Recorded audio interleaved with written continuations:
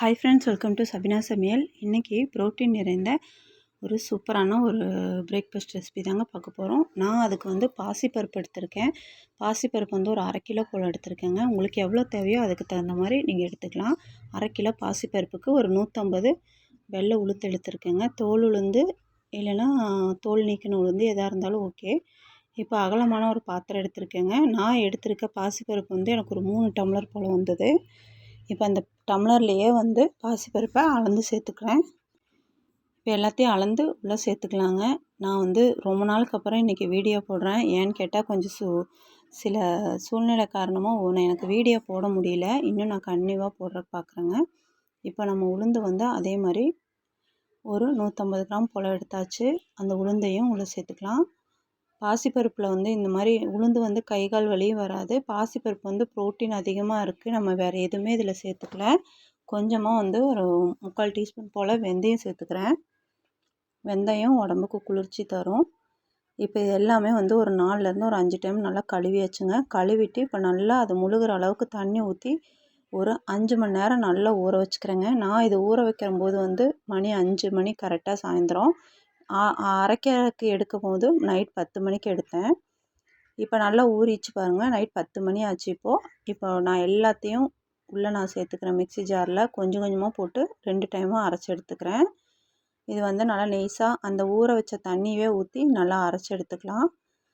பாருங்கள், இந்த அளவு அரைச்சி எடுத்தாச்சு. ஏன்னா பொங்கி வரும்போது ஜாஸ்தியாக வரும். அதனால் வேறு பாத்திரம் நான் எடுத்திருக்கேன். இப்போ அந்த மாவில் ஒரு 3/4 டீஸ்பூன் போல் உப்பு போட்டு இப்போ நல்லா கைவிட்டு நல்லா இந்த மாதிரி கலந்து எடுத்து மூடி வச்சிடலாங்க. ஓவர் நைட் இது நல்லா புளிக்கட்டும். நான் காலையில் பிரேக்ஃபாஸ்ட்டுக்கு தான் இப்போ நைட்டு ஆட்டி வச்சுருக்கேன். இப்போ பாருங்கள், இப்போ நல்லா மூடி வச்சு இப்போ காலையில் எடுத்துட்டேன். நல்லா பொங்கி வந்திருக்கு பாருங்கள். இந்த மாதிரி ஒரு இட்லி தட்டு எடுத்திருக்கேன். அதில் நெய்யோ இல்லது எண்ணெயோ கொஞ்சமாக தேய்ச்சி எடுத்துக்கலாம். தேய்ச்சிட்டு இப்போ நம்ம மாவை நம்ம இட்லி எப்போ ஊற்றுவோம் இல்லைங்களா, அதே மாதிரி இப்போ நம்ம ஊற்றிக்கலாம்.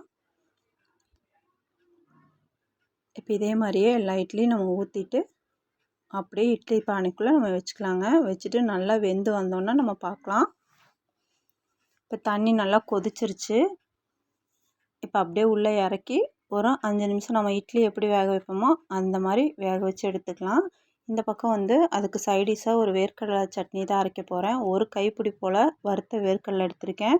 கேரட்டு ஒரு 2 கேரட்டு, புளி கொஞ்சம், காரத்துக்கு தகுந்த மாதிரி வரமிளகா, கொஞ்சமாக தேங்காய், ஒரு 3 பல் பூண்டு, கருவேப்பிலை ஒரு 10 இதழ் எடுத்திருக்கேன். இப்போ ஒரு வடைச்சட்டியில் எண்ணெய் ஊற்றி இப்போ நம்ம எல்லாமே நம்ம எடுத்து வச்சுருக்கதெல்லாம் போட்டு நல்லா 1 நிமிஷம் மட்டும் நல்லா வறுத்து எடுத்துக்கலாம். இப்போ நல்லா வறுத்து எடுத்தாச்சுங்க. இப்போ சின்ன மிக்ஸி ஜாரில் அது உள்ளே சேர்த்துக்கிட்டேன். கொஞ்சம் ஆறுனதும் நல்லா கொரப்பாக அரைச்சி எடுத்துக்கலாம். இந்த மாதிரி சட்னி சூப்பராக ரெடி ஆயிடுச்சு. வேர்க்கடலை கேரட் சட்னி ரெடி ஆச்சுங்க. இந்த பக்கம் நம்ம இட்லி நல்லா வெந்து வந்திருக்கு பாருங்கள். இப்போ இது அப்படியே 1 நிமிஷம் மட்டும் வச்சுட்டு இதை எடுத்துக்கலாம். சூப்பராக பாருங்கள், பந்தாக நம்மளுக்கு ப்ரோட்டீன் நிறைந்த காலையில் பிரேக்ஃபாஸ்ட்டுக்கு சத்தான இட்லி ரெடி ஆயிடுச்சு. இப்போ அதே மாதிரியே வேர்க்கடலை சட்னியும் ரெடி ஆயிடுச்சு. நீங்களும் உங்கள் வீட்டில் இதே மாதிரி ட்ரை பண்ணி குழந்தைங்களுக்கு செஞ்சு கொடுங்க. ரொம்ப சத்து நிறைந்தது. அவ்வளோதாங்க இந்த வீடியோ. உங்களுக்கு பிடிச்சா லைக், ஷேர், சப்ஸ்கிரைப். அடுத்த வீடியோவில் சந்திக்கலாம். பா.